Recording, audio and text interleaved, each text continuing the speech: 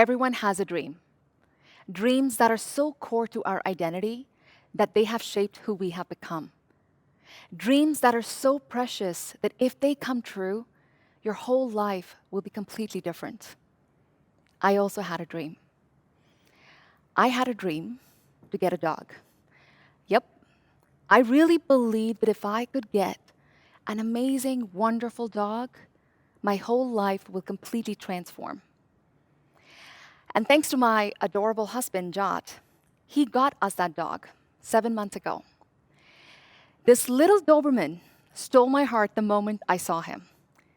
And when we went to pick him up, we took a small cardboard because we didn't get the crate. It was to be delivered the next day. And I thought, of course, this cute little baby, how difficult would it be to take him home? And we had a bit of a discussion about who's going to drive him home, but while he drove, I decided to hold the baby. It only took 5 minutes to go home for me to realize that this was not going to be an easy ride. I had always wanted a really hyperactive, very smart, huge dog. I got all of those things that absolutely exhaust me today.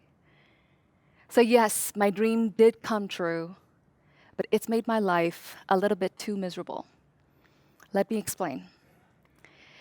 My dog, whose name is Justice, is 100 pounds, Doberman that is so hyperactive that he wishes you had no other job in your entire life except taking care of him.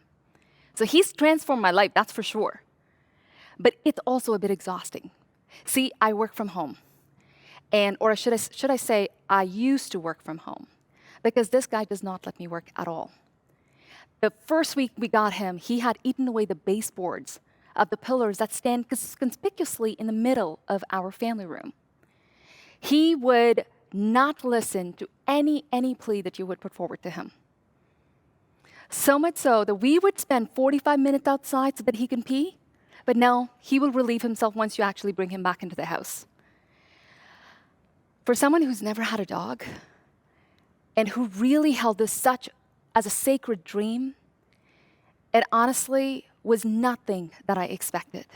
And it's not to say that we don't have good moments. He is absolutely adorable. He is so sweet. I'll be working at my desk, and he usually comes and hangs his head right by my arm. You know, actually this arm, where I can't move the mouse anymore. So he doesn't want me to work. He also has this amazing habit to time his barking exactly when I'm on a call. So we've got this magical connection, him and I, where he has really taken over my entire life. And I have to tell you, I somehow find myself yelling all the time. And those that know me know I don't like to yell. I don't even like other people yelling. And here I am, always toggling between anger and guilt. I never thought that the dream that I held so sacred, owning a dog, will actually challenge my self-identity to my core. I usually feel like the worst person on earth because he is just amazing and adorable. But somehow I am constantly drained. I try so hard to love him, and I think I maybe tried too hard. And I know that he loves me. It is absolutely wonderful when we do have those rare moments, but they're rare.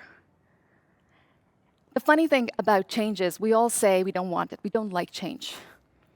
And yet, we hold these dreams that are so different from our current reality. We want amazing jobs, bigger houses, bigger dreams, different titles. Anytime we want something different from what we have today, we're inviting change into our lives. And that creates these vulnerable moments that often shake our identity. And nobody expects that a change, especially if you are embarking on that journey, is going to make you feel not just not like yourself, but really as a version that is not as admired, at least in your own eyes. It's been a hard journey to recognize that a desired change can actually shake up your self-identity. That's the thing about new beginnings. They stretch you, they challenge you, they invite you into spaces that you have dreamt of, but you really have not manifested, what actual actions you'll have to take to successfully move through them. And it's during these times that the real differentiator of successful and thriving lives come.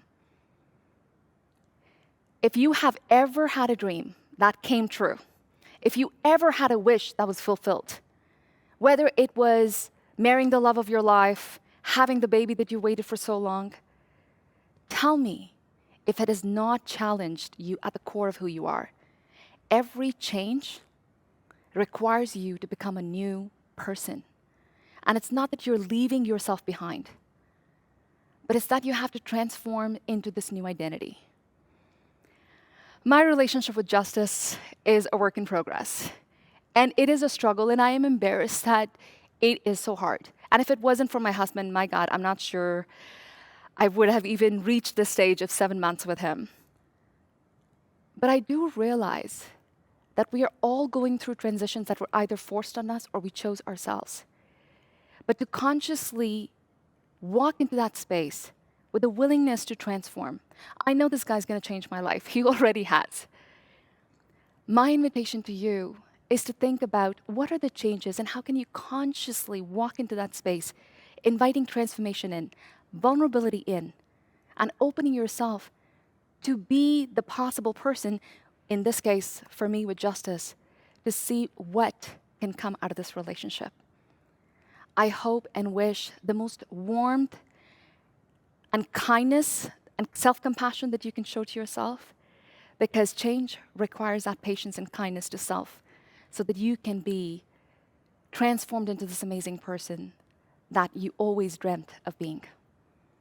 Thank you.